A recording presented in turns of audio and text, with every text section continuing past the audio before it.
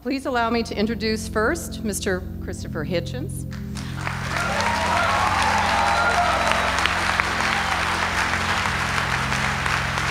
Next, I'd like to introduce Rabbi Shmuley Boteach.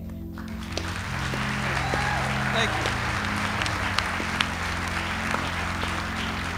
And finally, I'd like to introduce our moderator, our real moderator, Lisa Oz.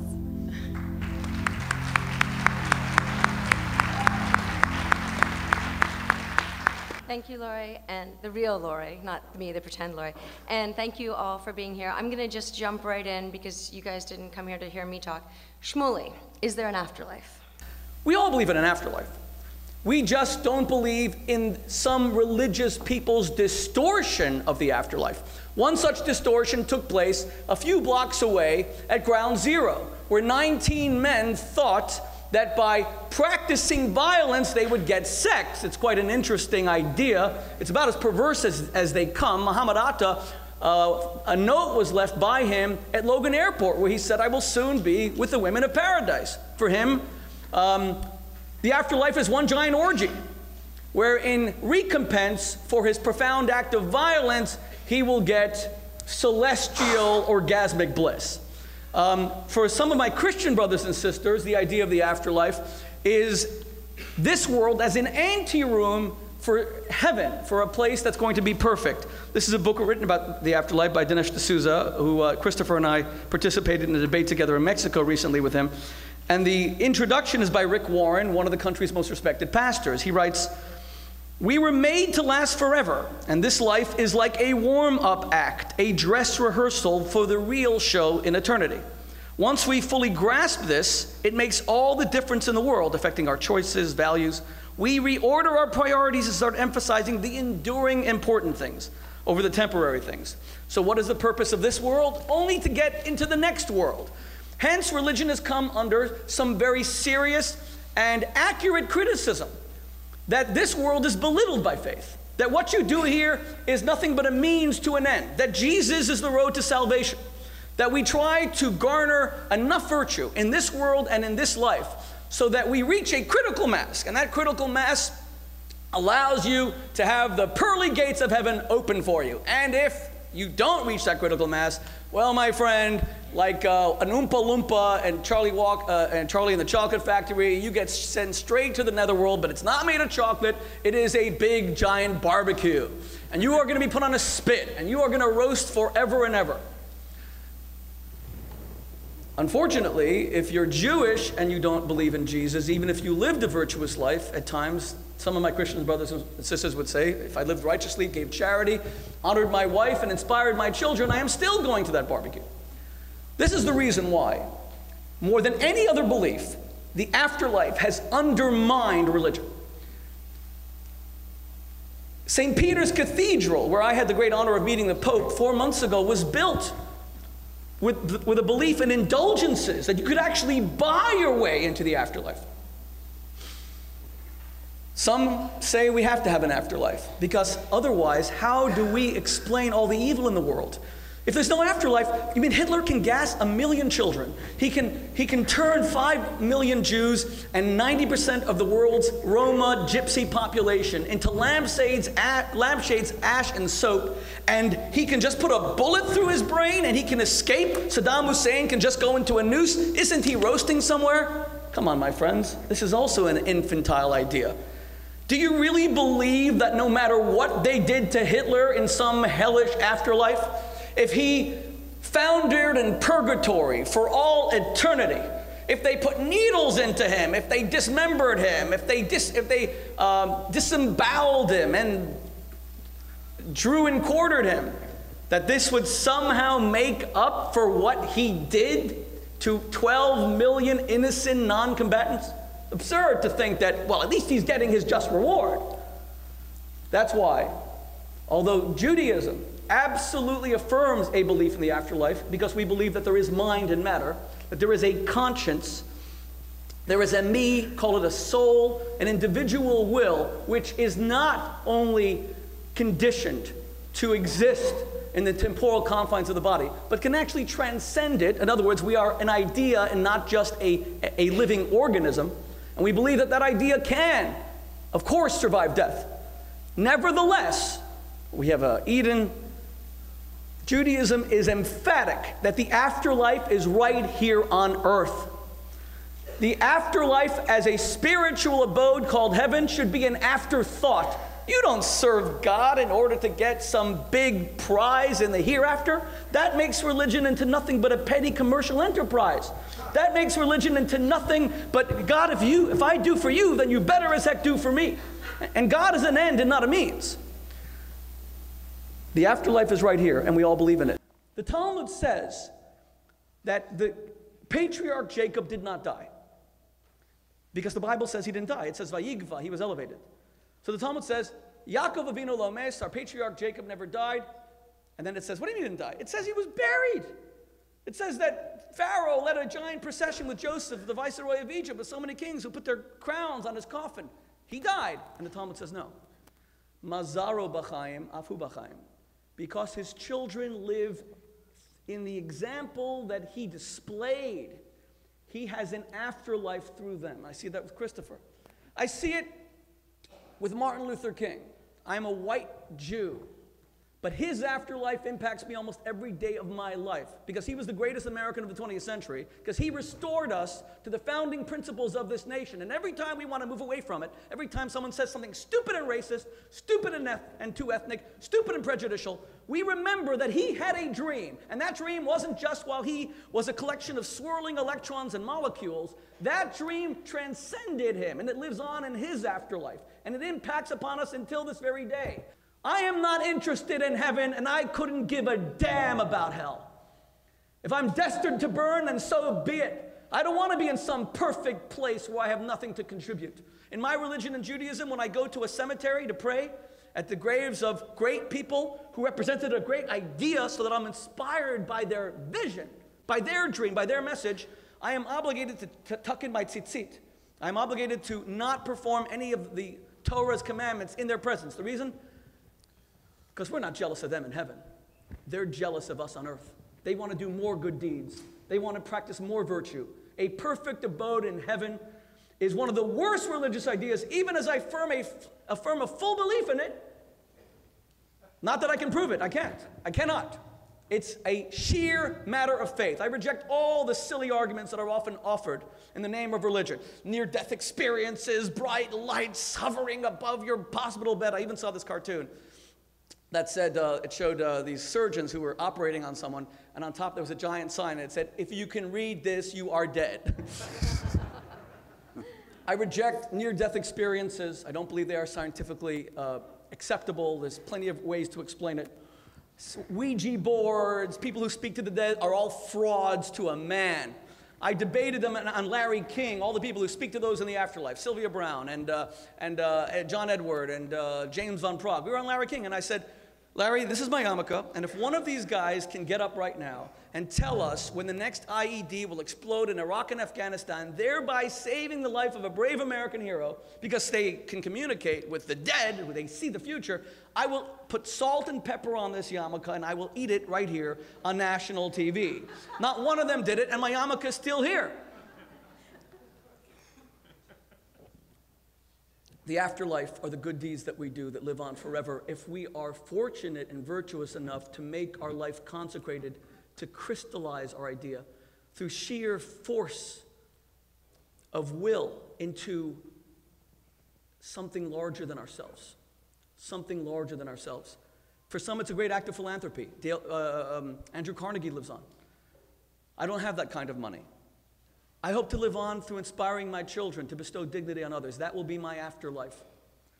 Will my soul go to some great abode in the heavens? My religion tells me it will. But I don't care if it doesn't. I was inspired when Christopher said he won't change his convictions because he's not going to allow the netherworld to make him believe. Come on, religion's not supposed to be practiced out of fear. If he changed, people said to me, are you going to convert him? It's going to be great. Can you imagine? The world's greatest atheist. You convert him at the Cooper Union, at the Great Hall. And hallelujah, glory be. And I said to them, how pathetic would that be? To discover that a man I've admired and seen as such a formidable opponent was all along a fake and a coward, who as soon as death stared him in the face, he decided, well, you know, I mean, Come on. Like the famous story with Machiavelli. You know, Machiavelli was on his deathbed. This apocryphal story, they say it's true. But the priest says to him, do you renounce Satan and all his works? And Machiavelli ignores him. Do you renounce Satan and all his works? These are your last moments. Machiavelli opens one eye, turns to the priest, and he says, Father, at this stage of my life, it is not wise to make enemies. Our afterlife, atheist, religious person, agnostic can all agree, is making our life larger than ourselves. To that extent, some of us won't have one, because America has become so narcissistic, so self-centered. Facebook, all of this allows us to tell our friends what we ate for breakfast cereal.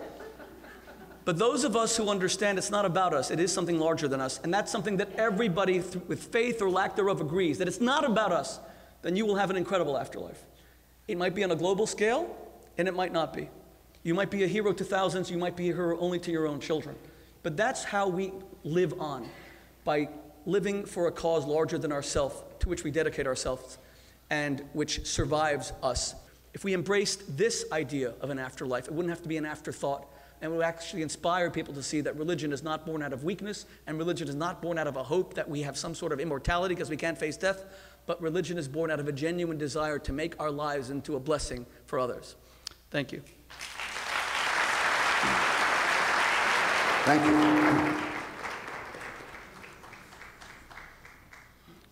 Well, I don't know, ladies and gentlemen, brothers and sisters, hope I can say comrades, friends, if any of you have ever had the experience of pushing hard on an open door and then having it swing in on you and fall, not flat on your face, but feel you didn't really need to give it that much of a shove. I thought I came all this way to debate the eschatological questions, the four last things: death, judgment, heaven and hell. What do I find? Another Jewish secularist.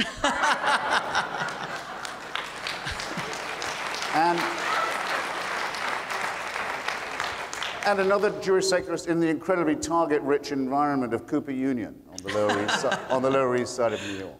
For this, I had to get on the shuttle. I take it, I will not take it as was once said of the tribute of virtue to vice, the compliment of vice pays to virtue, the ideal of hypocrisy in the first place. I take it as the incremental effort of a lot of steady work that some of us have been putting in to dispel illusions in the supernatural. And in a private belief that I've held for a long time, which is that very many of the practitioners of these faiths don't believe it either. And perhaps that might be the first consolation that we take away from this evening's discussion. My own task having been so much lightened, even though I retain the tiny suspicion, and I hope it's an ignoble one, that Rabbi Shmuley might possibly be going easy on me. And that would be a great cause of resentment. If I thought for a second that that was true, it's already bad enough that I'm the fifth person appearing on this stage, and you may have noticed the steady decline in the standard of pulchritude that went on after number 3 had left the stage. So I'm left to restate what I still want to say, and have to begin with a disagreement. The idea that a person who martyrs himself and kills others in the cause of the faith will be rewarded in paradise is not a delusion of Muhammad Atta's. I wish it was. It would be very nice if we could say that that was the case. It is rather a belief firmly rooted in the holy book of the Muslim faith, the Quran. It is believed by an enormous number of people. It may not be disbelieved that someone who martyrs himself for the faith will be so rewarded. To do that would be to challenge the authenticity of the book, and therefore cannot be done. The most that can be done is to say that somebody interpreted this mad instruction incorrectly, but we would be living in a very happy world indeed if this was just a delusion of one leader of a 19-man gang. The same, I think, can be said of, you'll correct me, I'm sure, Shmuley, if I'm mistaken, but I think it's number 13 of the Rambam's list of articles of faith, Maimonides' opinions of what it's necessary to believe in order to be of the faithful, that there will be a resurrection. It comes just after, I think, the belief that the Messiah will come Though, because it's Maimonides, because it's the Rambam, he does say, though he may tarry, you may not doubt that he will come, nor may you doubt that you're due another life. Now, I'm sorry. I take this stuff very seriously because I have to deal with, as I do with the Christian version of it, put so creepily and so shadily, that we bury our dead, in the Christian faith, of which I'm not a member, they bury their dead in what they call, in this slightly evasive way, the sure and certain hope of resurrection. Not the sureness and the certainty of, you notice. They haven't got the arrogance for that anymore, but the sure and certain hope of resurrection. These are the beliefs on which monotheism has based itself and upon which it continues to exert its extraordinary and lethal power. And I won't take your offer. Rabbi, I can't take it. I can't say all they're talking about is posthumous fame. All they're talking about is reputation. After all, people still read Shakespeare. Surely that proves that there's an afterlife. No, I'm sorry. It's a confusion of categories. It's not comparing like with like. It's not even non-overlapping magisteria. It's radically discrepant views of what reality is. And if religion would say, we don't promise you anything after death, that would be the end of it.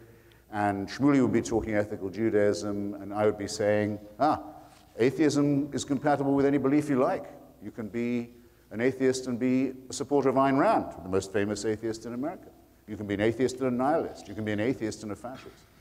All you have to do is say that you reject the supernatural dimension. But that's the most crucial thing. And now the critique of religion that we've evolved over the years in mortal combat with it is this, essentially. First, that it has a very queasy relationship with anything called evidence. That it makes very, very large claims for itself. Perhaps Rabbi Shmuley won't choose this evening to do so, but it claims to talk in terms of redemption, of salvation, and even of eternity. And there's an inverse relationship between what it claims and the amount of evidence that it can muster. And that this is its original, if you like, sin. Second, that it seems to deal in absolutes, that it appears to want us to think of a God who is in some way or another a dictator in this world, and if this one should prove disappointing, I think you used the word dress rehearsal, the term dress rehearsal, a mere ante-room. If you think this is unfair, if you think this is discrepant, if you think this is irrational, why do the evil prosper? Why do the good get trampled underfoot and left behind? Never mind.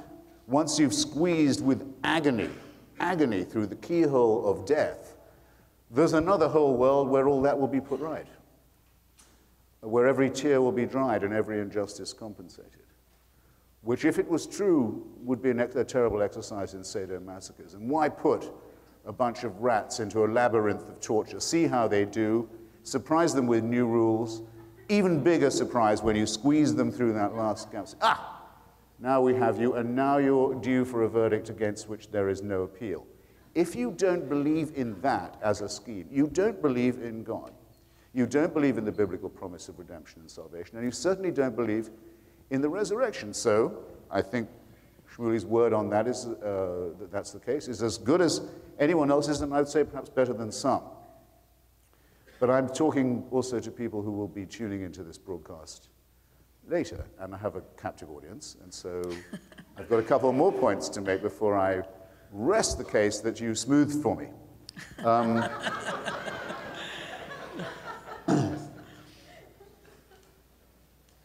That it's based on, another element in our critique of it, is that it's based on wishful as well as delusional thinking. Above all, wishful thinking. What is a stronger desire in the human species than that we shall conquer death? We are the only primates, as far as we know, we're the only members even of our own species, the primate species, who are fully aware of death and absolutely unreconciled to the idea of our own extinction. Even though we know our chemical composition, we know we are made out of the same elements as the rest of the cosmos. In fact, rather miraculously, if you want to call it that, we're even made out of stardust. Stars had to die for us to live. So we think it's overwhelmingly probable that when we die, our chemical ingredients will return to the natural biological and biochemical cycle, and there seems no evidence to the contrary.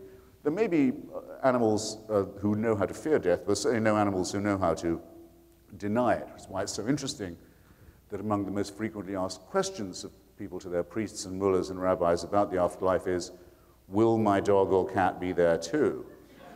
And you notice they only ask that, will Timmy be in heaven or Rover? They never say, will that hellish tabby I once had be reassembled in the infernal regions? This is enough to show how wishful the thinking is. Now, I see that Shmuley has Dinesh's clever but, I think, thin book on the case for the afterlife in front of him.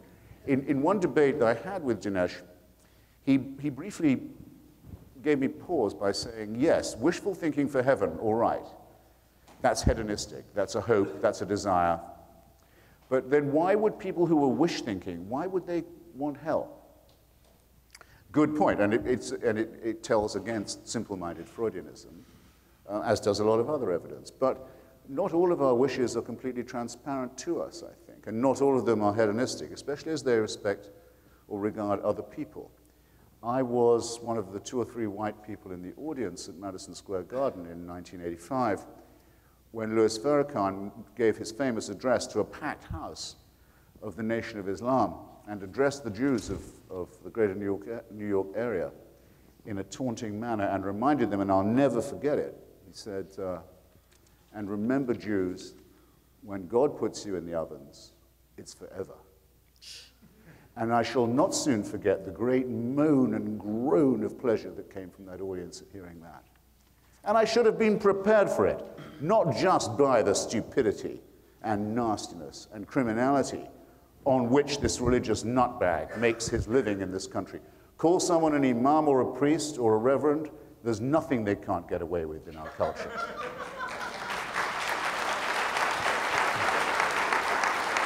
If I could change one thing, it would be that. The second would be when someone gets up and says, I'm a person of faith, that they don't get respect for it. They think that's a respect-producing statement. I am a person of faith. In other words, I'm a person who will believe practically anything on no evidence at all. Well, you said it, mister. Respect comes later.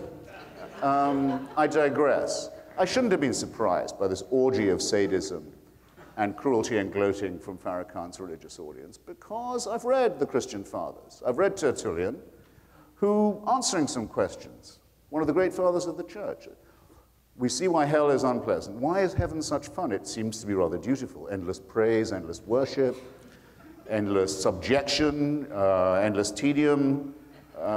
You think that the Lord himself, after the first 5 billion years, would have had enough of the songs of praise. No, it's got to go on forever. Okay, where's the good bits? Tertullian says that we've thought of the good bits. In the intervals of that, you can go to the edge and you can go and look down and gloat on the torments and endless tortures of the damned. We've thought of that. Now, excuse me, that is a founding statement of Christianity. You can't disown it now. These churches wouldn't be here oppressing us. These mosques wouldn't be here incubating madmen and suicide bombers. There wouldn't be mad Jewish settlers on the West Bank thinking if we could only steal other people's land and bring on the Messiah and Armageddon, everything would be all right. There wouldn't be anything of this if it was left to the rabbi, and myself, but it's not. And Joseph Ratzinger, His Holiness the Pope, has just got off the plane in England today to announce that atheists are Nazis. An overdressed little ponce who was himself a member of the Hitler Youth dares to speak this way. He leaves the palace that quite rightly, Shmuley points out, was built on the sale of indulgences. Well, picture the church as if it had not done that. Are you talking about the same formidable multinational force? No, you're not. Have they disowned what they did? No, they haven't. Are there not still chantries all around the world where prayers are paid for and said for the souls of the dead so that there may be remission from sin, measured, by the way, in years and decades? Or, if you've paid a lot of money to a chantry, maybe centuries of remission from sin, as if the Gregorian calendar is used for matters of eternity and infinity. The pathos, the obviousness of this fraud still goes on, and Ratzinger himself is reinstituting the idea that by making donations to the church and regular appearances at its festivals, there may be an element of remission too. And only now is it being discussed that St. Augustine's vile idea that the souls of unbaptized children may not go to hell but go to an indefinite misery of limbo until the second coming may possibly not have been the way, quite the tone of voice in which to speak to parents who'd lost their child. I'm not neutral about this. I don't think those statements are what they clearly are, man-made, silly, pathetic, mediocre, and erroneous. That is a job within the compass of anyone in this room or beyond. No, I go further. It's an evil doctrine. It's a wicked doctrine. It proceeds from people who want, quite wisely and quite shrewdly, real power over real human beings of a really absolutist sort in the only world we've got, which is the here and now. How smart they are to do it, how overdue we are to tell them that we reject this totalitarian interpretation of human life. Well, I'm not going to say why I don't think near-death experiences are impressive now. So you've spared me that, thank you. Though I wish someone would ask about them. And I think, excuse me, I think I've probably trespassed anyway on the allotted period of my time. But what I say is thanks for coming, and bring it on, and don't make me suspect that you're sparing me. Thank you.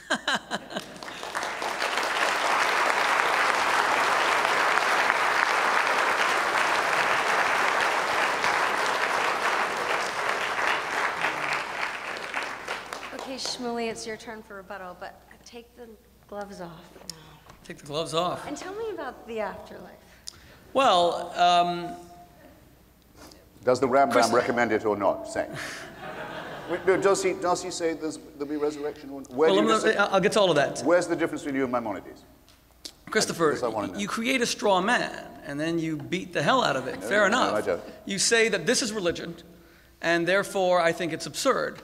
I'm telling you firmly that Judaism, which is the father, mother of all monotheistic faiths, has never put any kind of serious emphasis on the afterlife, period. Not because we don't believe it. I'll give you the Jewish idea of the afterlife. But because it's an afterthought. Anyone who serves God for the purposes of an afterlife is not religious. They are self-serving. They abrogate the central message of religion. Judaism is not about gaining entry into heaven. It's about creating heaven here on earth. And in that sense, it has inspired many irrational beliefs in the perfection of society so that this afterlife, this world that we can perfect, would be brought about even by people who are atheists and agnostics. Christopher says that religion is built on things with flimsy evidence, and yet he's a Marxist, and continues to say he's a Marxist, when Marxism is based on this irrational belief that somehow people will bury contention, competitiveness, give people according to their need. It's a utopia. Now, if you look at history, we see that human beings cannot build a utopia. On the contrary, disease will always, you cure one, another arrives. You stop one war, we all thought the end of the Cold War was the end of conflict. Instead, unfortunately, global terrorism erupted. Why would anyone believe in this stuff? Obviously, it's somewhat irrational. But it is an idea that the Jews imparted to the world through messianism. What is the, let me just get back a second. Messianism, as Christopher or any person in this room will tell you, is a this world phenomenon. The Jewish afterlife is right here. The wolf shall lie with the lamb. A child will lead a predatory animal without being harmed. There'll be some sort of change in the nature of people that will want to actually be different. This is something we have all aspired to. Why do doctors look for cures when we know that ultimately these cures will elude us? None of this is very rational. It's all based on something super rational. This innate desire to make the world better against all the evidence that it can be done. There's no evidence there. It's called hope. It's how Barack Obama became the president of the United States. Even secular people have faith. That's the point. They may not have faith in God. They may not have faith in the Christian or Islamic afterlife, but they have faith that we can improve the world, and that is the emphasis that I'm making. Christopher can't take notions of religion that he considers religious, dismiss the others, and say, well, I want to bash these, because the ones that I don't like, I'm going to just dismiss them as secular. This isn't secular. The idea of utopia, which is Marxism is a secular utopianism, it's a religious idea.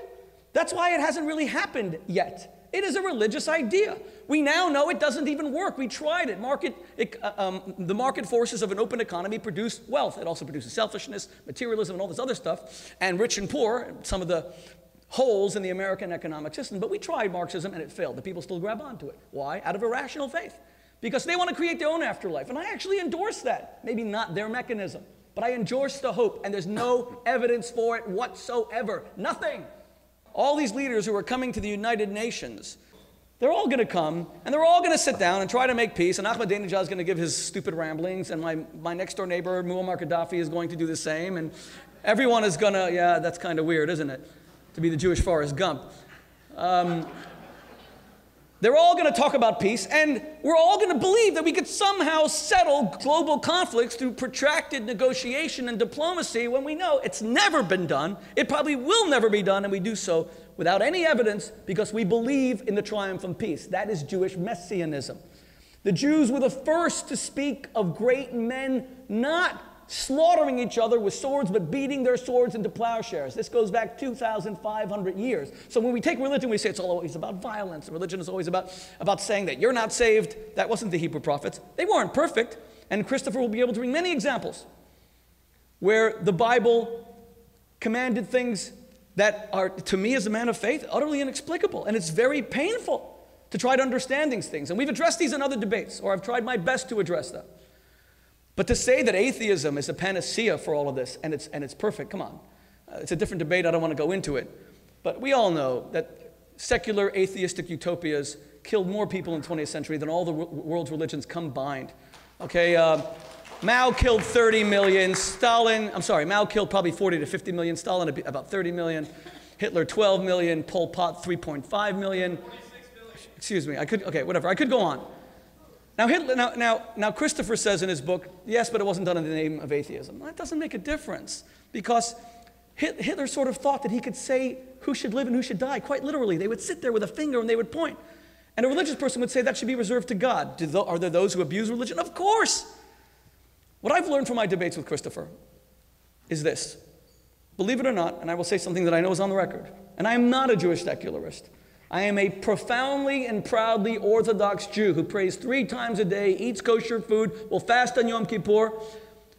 But I will not embrace, nor will I preach, a false idea of religion that has done so much harm to religion. I state here emphatically, without any fear of refutation, that my Islamic brothers and sisters serve the one true God, and they are my brothers. That my Christian brothers and sisters serve the one true God, and they are my brothers. That Christopher Hitchens, who doesn't believe in any God, works for humanity, points out hypocrisy on the part of those who deserve to hear it. Religion needs strong critics, and he serves the cause of humanity, which for me is sort of the same thing, because I think God loves his children more than he cares about himself. And the very first rule of the Bible, Leviticus 19, is to love your fellow man as yourself.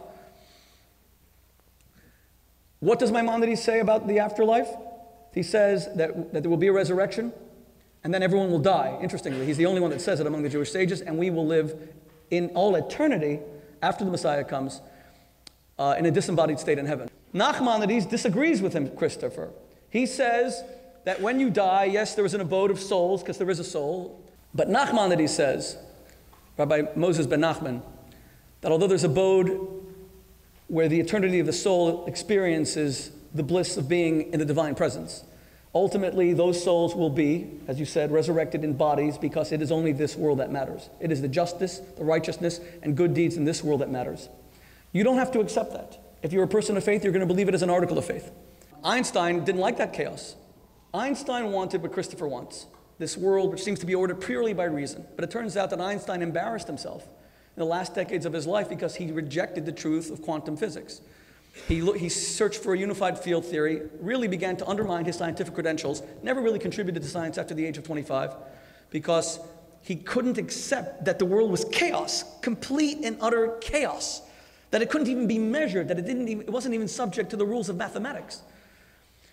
I try to bring reason to the world, but I am humble enough to admit when I don't know, or when things transcend knowledge. Never once in my debates with Christopher Hitchens have I ever said, this is so because the Bible says so, or this is so because I believe it.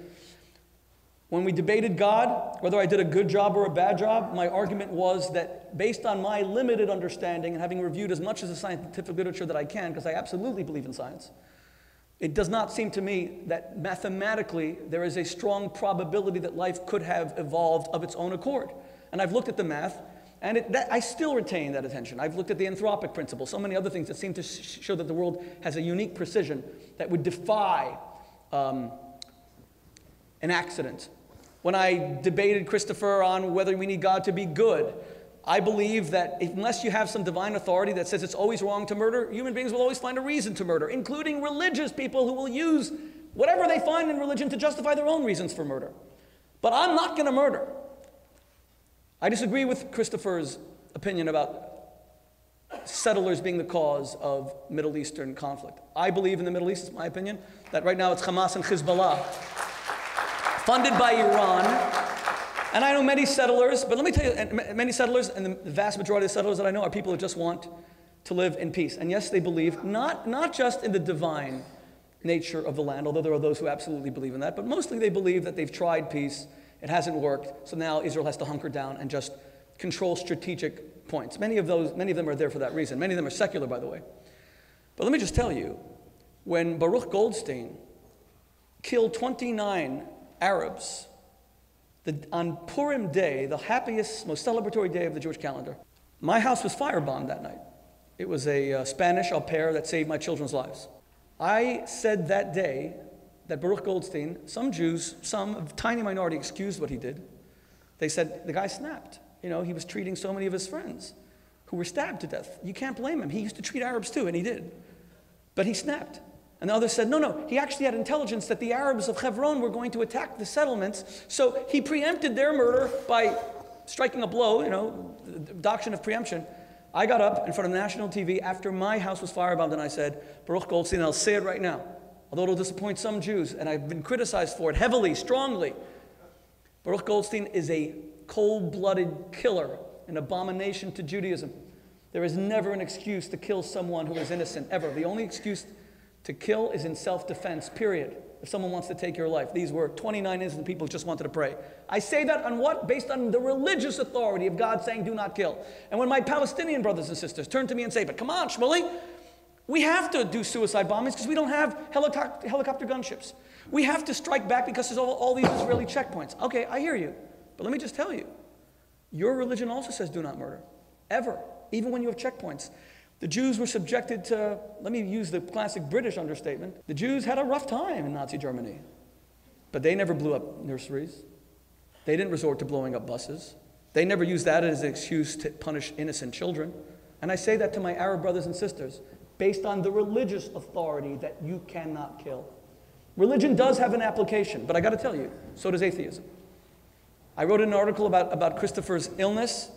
I told the story of Rabbi Zusha of Anapoli that he told his students, one of the greatest Hasidic masters, he said, atheism is necessary for faith. And they were about to tear their clothing. They heard blasphemy. Atheism is necessary for faith? He said to them, every time you see someone who's hungry, someone who's naked, who needs clothing, your first reaction as a religious person is, there's a God, he'll provide. You're supposed to doubt it sometimes. What if there is no God? What if I am the one who must stand in God's stead? We need intelligent critics of religion. My whole problem with Christopher Hitchens has simply been this, that he finds no redeeming qualities of religion at all. You can criticize the Catholic Church. What happened to the pedophilia scandals are disgusting, abominable. But are you going to criticize an organization that runs the largest network of orphanages, hospitals, and schools in the entire world? Are you going to say it's all bad? You can criticize religion. Are you going to say it didn't inspire Martin Luther King's message of racial harmony? He never had any title except reverend throughout his entire life, period. Every speech he gave was quoting from the Hebrew prophets who spoke of a time when human beings would live together as one people with one tongue, sharing one hope. That wasn't an atheistic vision. That came 2,500 years ago, as I said, from the Hebrew prophets. So my issue with Christopher is not that he has very legitimate criticisms of religion that I myself would articulate. Because I don't believe in perfection. I believe in struggle. I said it before. It's why Eden and paradise have no appeal to me. I want a place where I wrestle with my conscience to try to do the right thing. Heroism is found specifically when there's two sides and you have to triumph one over the other. Especially not slaying dragons outside of you, but the demons that live inside you. But to say it's all bad is like coming along and saying that all atheists are terrible. and they only poison. And that was said by religion for thousands of years, that kind of religious hypocrisy. So no, I am not a secularist at all. And yes, I absolutely affirm a belief, and I have no evidence, and I say it openly because I'm not a liar. There's no evidence. Even Dinesh D'Souza's argument, which is interesting, he said it in our debate in Puebla, that physicists now admit that 95% of the universe is dark matter. We don't even know what it is. Maybe that's heaven. Well, maybe it is, but that's still not evidence. Some people say when you believe, many scientists who are atheists believe in extraterrestrial life. Why do they believe in it?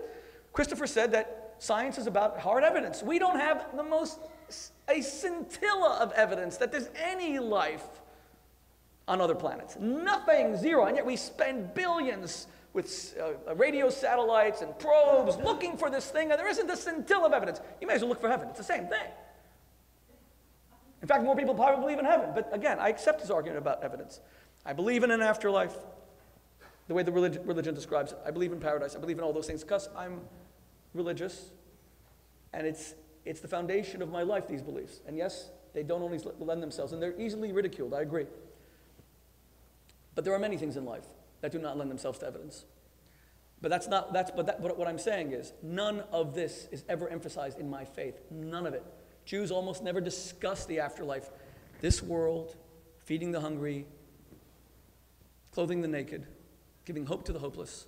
That's why Judaism is such a this world grounded religion. We actually say that this world is the one that matters. There's nothing secular about it. So your vision of religion is not the one that I buy into. But thank you very much. Sorry I went on. I think that having, so to speak, invented the toxin of monotheism, it's a wonderful thing that Jews have been the greatest contributors to undoing it.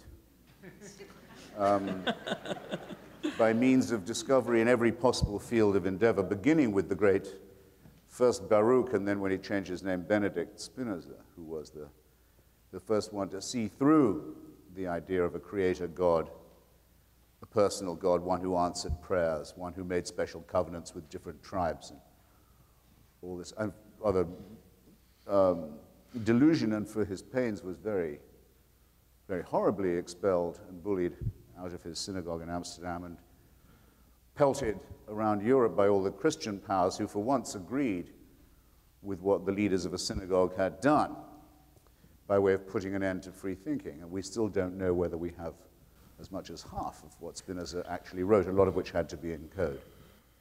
But from that great tradition, which picks up from that of Lucretius and Epicurus and Galileo, to move on to Marx, Freud, Einstein, and others, is to have, yes, done a tremendous work of the mind against superstition. And yes, it's true, and I'll concede this to you. Of the three monotheisms, Judaism makes the least up of the afterlife.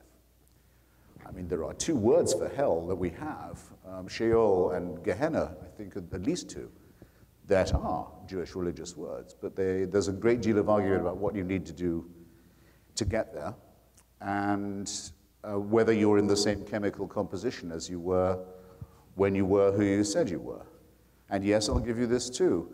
Jews in some way look forward, I would not say it's completely in the material world, they look forward to supernatural events in the material world, such as the little child leading the predator, or in some versions, the lion lying down with the lamb, where you remember Woody Allen says, well, maybe the lion will lie down with the lamb, but the lamb won't get much sleep.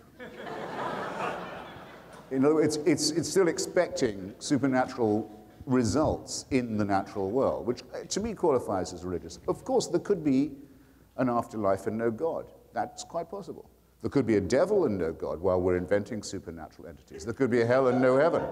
That's all quite possible. There could be a God and none of these.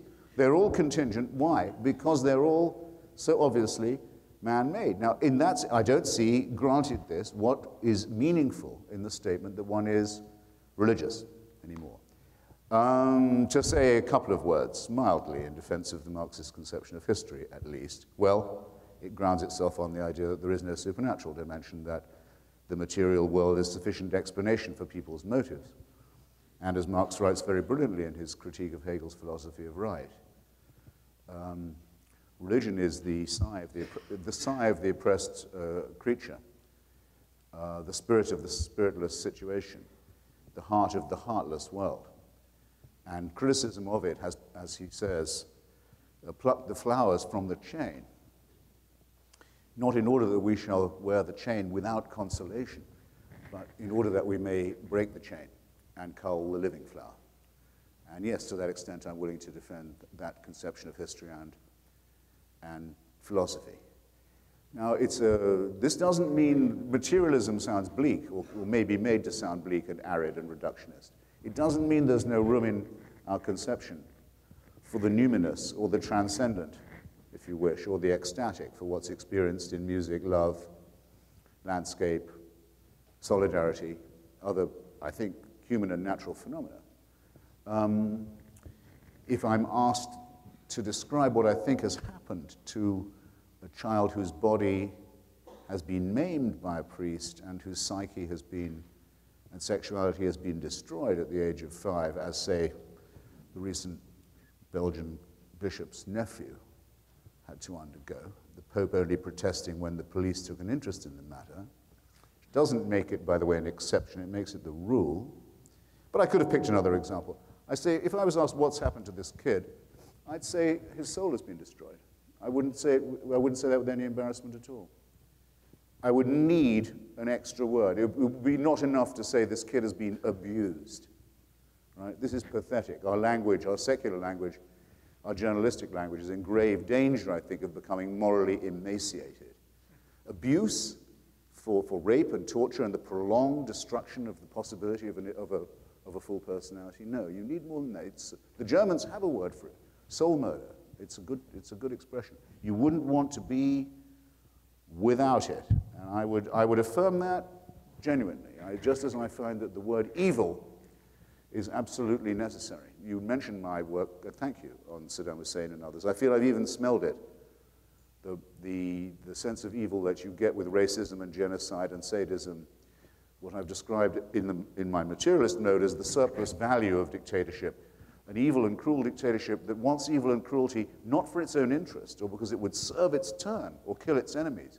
That's too easy to explain. No, likes these things for their own sake. Will do them even if it risks the stability and reputation and profitability of the regime. Needs it.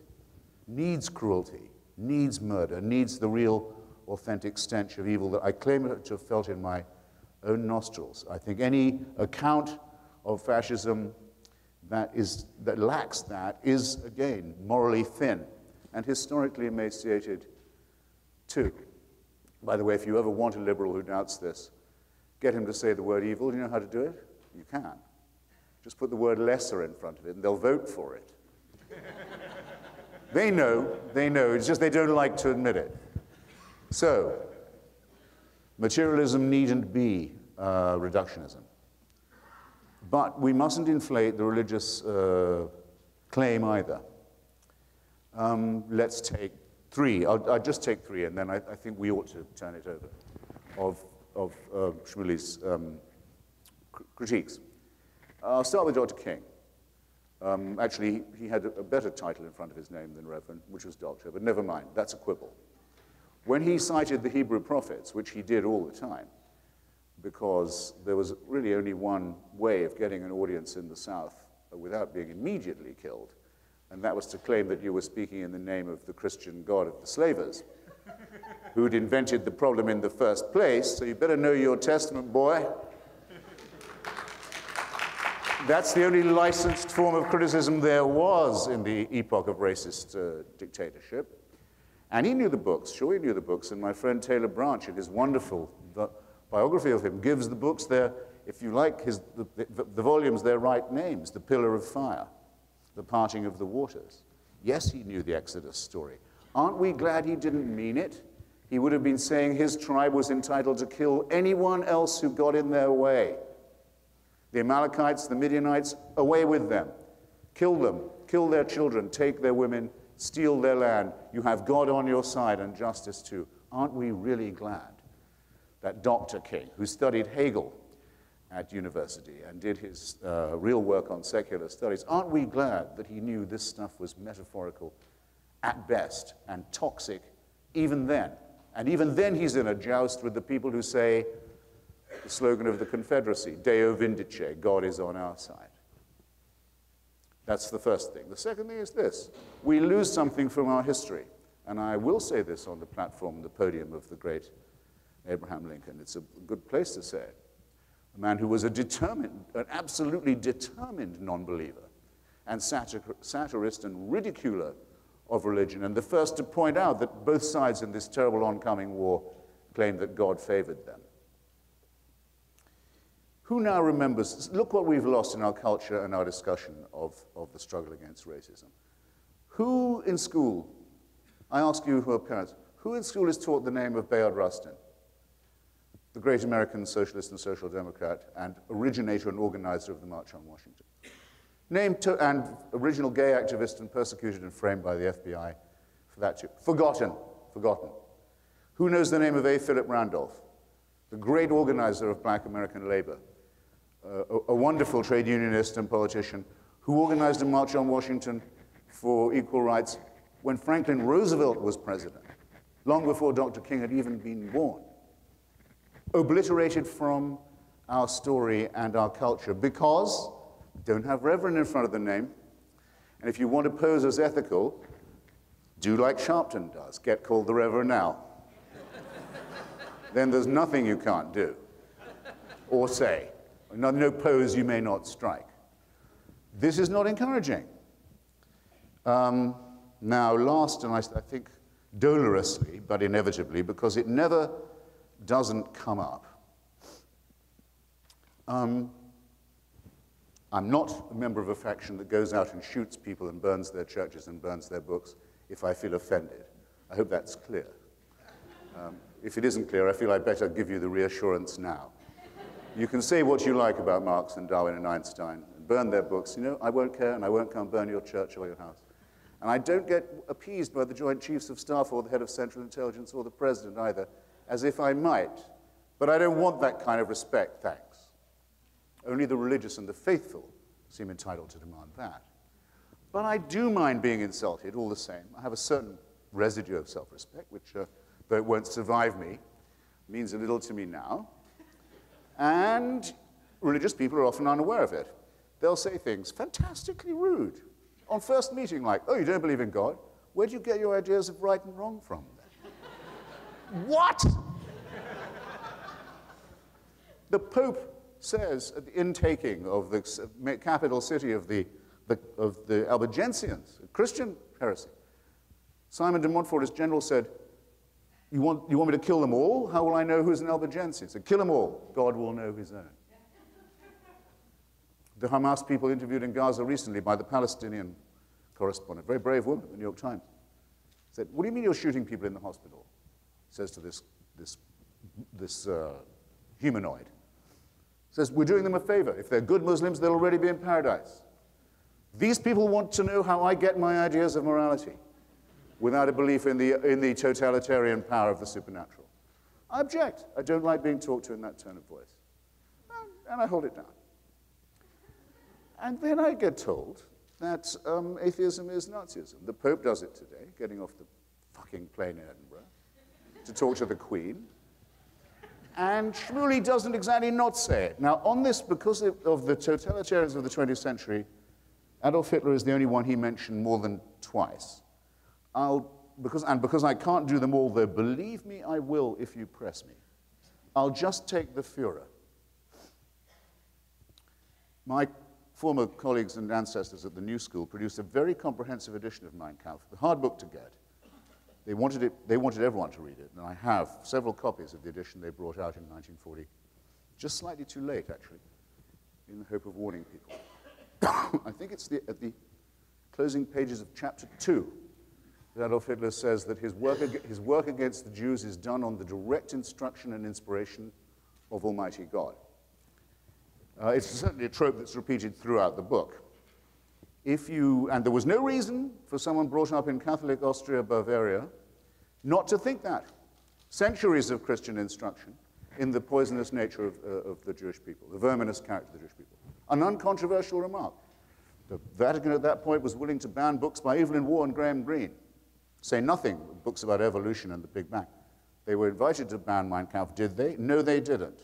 Instead, the Vatican made its first ever political treaty with the Third Reich, exchanging complete control over education on their part for complete control over the rest of the state by the Nazi Party. What did it say on the belt buckle of every single member of the Nazi army? What did it say? Gott mit uns. Do you want me to translate? It says God on our side, in German. If you took your oath to the Führer, how did it have to begin? I swear in the name of Almighty God, my undying fealty to Adolf Hitler. Shmuley, I won't take it from you. I'm sorry. I don't want to spoil a relatively friendly evening either. Don't you dare bring this up again. I can take a lot.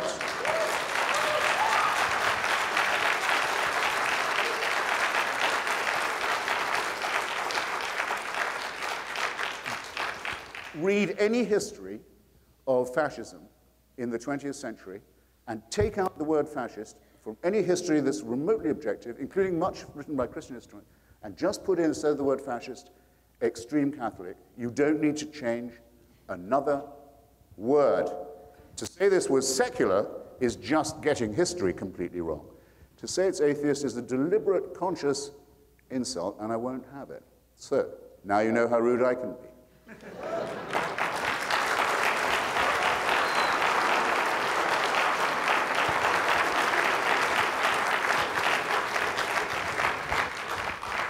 Soul death and the destruction of the soul. The soul, yes. And what is, for you, what is the soul? It would be like saying, it's like reducing love to sex, if you wish. You can do it. I mean, we've all tried. Often after being, shall we say, disappointed in love, I say, why did she, if it was a she, why did she give me such, what is she up with, a rag, a bone, a hank of hair, a bunch of hormones?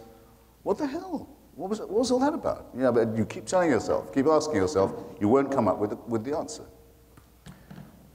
I'm just putting it anecdotally. If you took out the word soul, if you took out the word evil, if you took out the word spirit, Marx can't discuss religion without saying it's the spirit of a spiritless situation. If you describe an event or a city as soulless, everyone knows what you mean.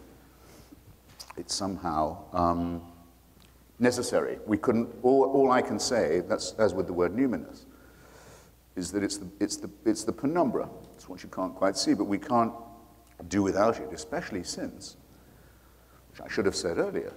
I mean, the great delight of being alive now is that we do know, though we know less and less, we know less and less about more and more, at least. And we are on the verge of extraordinary discoveries, both about our own nature and interior, from the genome and other things, and about the cosmos. But we know incredibly little about galaxy formation, about how many universes there might be, about there are people like my friend and colleague in the atheist movement, Sam Harris, a great neurologist, who think the NDE, near-death experience stuff, may be all nonsense, not unlike spiritualism, but the possibility of consciousness, in some sense independent of the physical brain, is worth examining, and there's work being done in it. If he's interested in that, then so am I. So if that were possible, then that would be something that would live on past the body. Well, I think there would need to be bodies still around to, so to speak, transmit it. I don't think it's not going to be in a stratosphere, or it's not the word I'm looking for. Stratosphere. It's not going to be in some astral plane that these things are resolved. One will need to have minds made of meat in order to process them, print them. There'll have to be events like this where they can be debated. But yes, there will be. We live on the verge of extraordinary discovery. So you would. But I don't think they will lead to a supernatural. They will not lead to our discovering a supernatural plane of which we were hitherto unaware.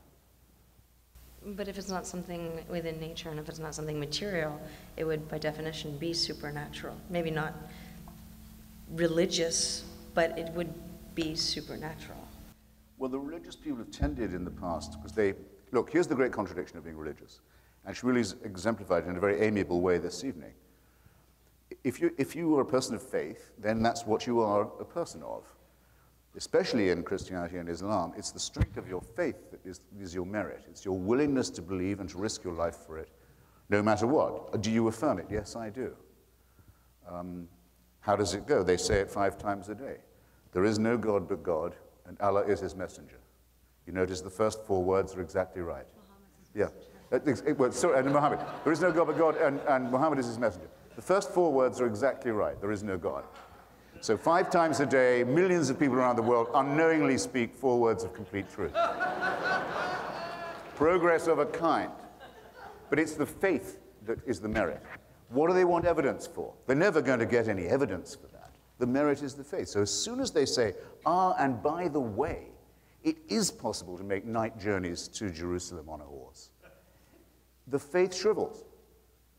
It shrivels. And Christianity has given itself away repeatedly on this. It now says, we didn't used to think there was a Big Bang, but now we realize there was one. Reads a lot like Genesis when you read it backwards. Plagiarism, pure and simple. They do it all the time. And then now they're pimping off the back of medical science and doing extraordinary moments in surgery, surgical intervention to do the near-death experience racket. This is a familiar thing. All these things will yield to properly controlled scientific investigation. But the things that we know already are miraculous enough. Science is not infallible either. No. My husband, when he started medical school, the first day they said, his professor stood in front of him and he said, I just want you to know that everything you learn these 4 years, by the time you finish your practice, half of it will be proven untrue. The problem is you just don't know which half. Shmuley. Can I just, okay, you want to put a question there? Yeah, no, it's worth addressing some of the points that Christopher made. You know, many here, I'm sure, are familiar with the story. Socrates was told by the oracle at Delphi that he was the wisest man in Greece. And when he heard it, he chuckled and he said, if that is so, it is because I am the only one who knows what he doesn't know. And I think there used to be a certain humility to scientific investigation where theories were postulated to explain evidence, to explain facts. That is the scientific method, and we all know that it works. It works in medicine, it works with your iPhone, it works with all your appliances, and there's great truth to science. There's an arrogance that's developing in science that I think should be a little bit worrisome. Because what I said in that debate with Dawkins is, Maimonides, considered the greatest Jewish thinker of all time, who was strongly influenced by Aristotle, and he was a great doctor, of course, court physician to Sultan Salah al-Din, Saladin. He said, Kabbalah emes mimisha omru, you must embrace the truth regardless of its source. And Judaism, I can't speak for other religions, but Judaism is a religion based on this search for truth. Now, Lisa just said that science does change its theories, and sometimes with great frequency. When Maimonides was alive, the most important scientific theory of the time was the Aristotelian theory of the eternity of matter. It sort of survived into modern science in the solid state theory. There was no belief that matter actually came into existence. And because of that, many Jews of the time wanted to reinterpret the book of Genesis to accommodate this eternity of matter. Maimonides said, I would do it if the facts could be proven by some infallible means to be true, but I believe the theory is flawed, and he subjected it to a scientific refutation in his great philosophical treatise, written 900 years ago, The Guide to the Perplexed. Of course, later, and now Christopher is saying that religion is plagiarizing science, we came up with the Big Bang Theory after the solid state theory, where all of existence, the entire universe, came into existence in an instant. Now, is that the story of Genesis? I don't know. There are similarities. It's impressive that there are some similarities. I'm sure there are many discrepancies as well. But to say that we plagiarized it, come on. The entire ancient world believed in the eternity of matter. Other religions advocated the 7 days and 7 nights of Krishna, that life was cyclical. Even, that famous book, The Gifts of the Jews, points out that the one thing that the Jews definitely gave the world that could not have been plagiarized because it was so original was the idea of linear history, as opposed to cyclical history. And of course, our calendar now is based entirely on linear history. There are many gifts of religion. To deny them all, I think, is to deny the facts. Cardinal Walter Casper was very controversial today. I haven't even seen the whole story, but he said, he's in charge of the Catholic Church's interfaith relations. He said that Britain was a third world country. He should not offend other nations, and he was rightly left off the Pope's trip as a result. But I had a meeting with Cardinal Casper about 4 months ago at the Vatican. He seemed to me a man of humility and a man of openness, very soft-spoken. Wonder how he got to be a cardinal. I'm sorry? I wonder how he got to be a cardinal with all those qualities. Oh, he and the Pope grew up in Germany together. I don't know. But he was gave us a lot of time. But he said that Britain is beginning to show evidence of a certain virulent kind of atheism. You know, it's funny because I had a front row seat to this development. I started doing, and in my arrogance, I might even legitimately claim to be one of the sources of origin for this modern sequence of publishing events about great books on atheism. And I'll tell you why. Because Richard Dawkins, and he will verify this story, was known to sort of not believe in God. He wasn't very outspoken against religion. And I asked him to do a debate on science versus religion. And we did this massive debate. And then we started doing them every single year. I think we had 6 in total. I moderated 4 or 5, participated in 2. The dialogue was very friendly back then. It was very respectful. It didn't mean that Dawkins believed anything about religion. He didn't. But he didn't think that religious people were bad people. And he didn't think that religion had nothing to contribute. That's what we're hearing now, that it has nothing to contribute. And that everything, as Christopher just said, is going to one day be open to scientific rational investigation. Really? Does anyone here really believe that? Do you think we will ever truly understand the infinity of the cosmos? We might. But right now, there's no reason to believe we ever will. It's too vast. Humans are mortal. And that's an act of faith. That is an act of pure faith. To say that we will one day understand, Christopher Hitchens has just said he has faith without any evidence that this will one day happen. On the contrary, the more we discover is the infinitesimal nature of man, and science is actually showing us that. And there's so many mysteries, and they may one day unravel and reveal our secrets to the human mind. They may not. Anyone here who is absolutely atheistic, agnostic, is certain there is no God. You still have many beliefs. You probably believe that the world is going to get better.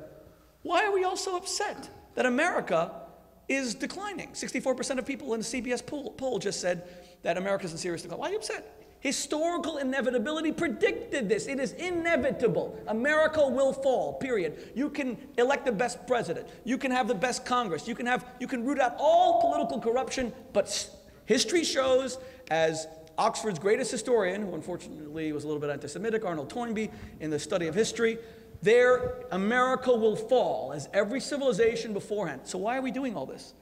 Why do we think it's not true, it's not inevitable? And there's no evidence to support any belief that it won't. None. All the evidence says we are doomed. It's happened before. It's called cyclical history, and there's no way out. No matter how much you want to identify, read all of Gibbon about how Rome fell, it's still inevitable because human beings are corrupt. And yet we still believe that we can perfect. That's a belief. No evidence whatsoever. In that sense, I think that, and let me conclude by saying, in that sense, I think that the religious ideas of linear history, our ability to make tomorrow better than today and give our children better lives than we ourselves had, that is a religious belief. And it doesn't make a difference if you don't believe in God, because again, it's unsupported by fact. If we were to take a scientific determinist view of life, it's quite gloomy and it's quite dark. The reason why I respect Christopher Hitchens, amidst some of our very serious disagreements, and let me conclude by saying, based on everything that I just said, is that he's different to all the other atheists. Honestly, I've discovered this in debating them. You see, he has a genuine love for humanity. Richard Dawkins will go up and say, I'm going to arrest the Pope because the Pope allowed the molesting of children, or as Christopher would call it, raping of children. I think you've used that in many of your essays. Rape and torture. Rape and torture. Okay, fair enough. Richard Dawkins suddenly loves children. He even wrote in his book that that religious parents, I think, should be prosecuted or not prosecuted. They should be stopped from giving their children religious education, etc. He suddenly cares about kids. Really? What's he done for kids? You mean only when the Pope comes to Britain he remembers there's kids? But in other words, he doesn't love children, in my opinion. He probably just hates religion. But Christopher Hitchens is very different. He has shown throughout his life an absolute dedication to the human family. He has been one of the most eloquent voices for human rights that there is. That's why I honor him. Because at the end of the day, I don't care what a person believes, I care what they do. And in this sense, this is a great debate, but it doesn't really matter. Because action is everything. Is Barack Obama Muslim? He says he's a Christian, I believe him. But what if he were? Who cares? I don't care if he believes in the Starship Enterprise and speaks Klingon.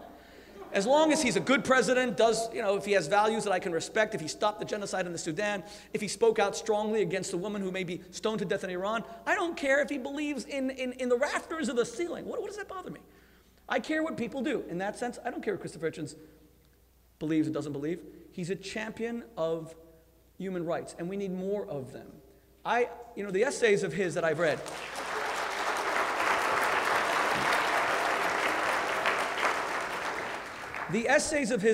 there is no more eloquent assailer of tyrants and dictators than Hitchens.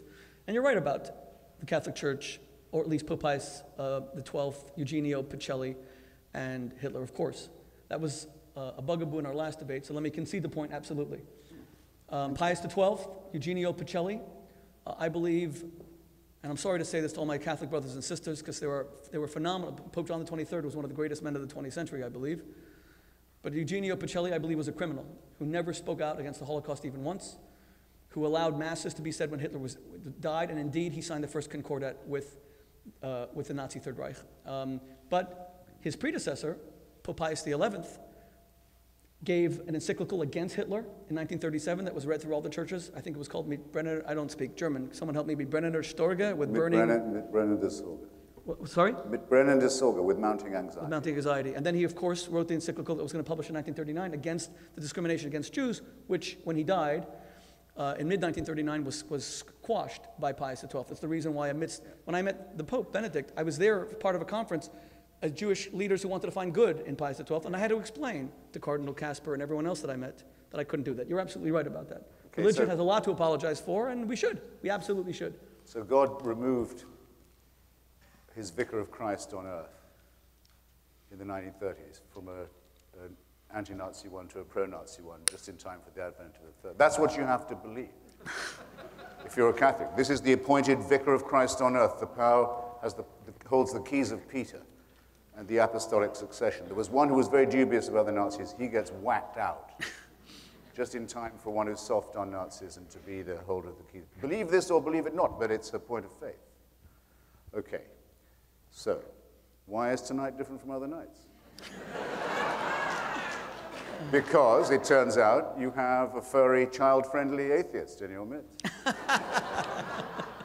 On behalf of the Board of Trustees of This World, the Values Network, I would like to offer our sincere appreciation to visiting adjunct professor Christopher Hitchens and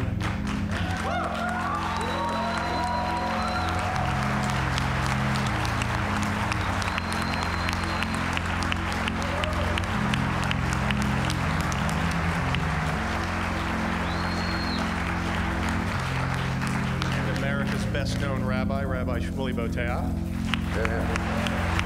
Bravo. And our most courageous moderator, Lisa Oz, for treating us to a fascinating and intriguing dialogue this evening. Also, we want to thank all of you for being here.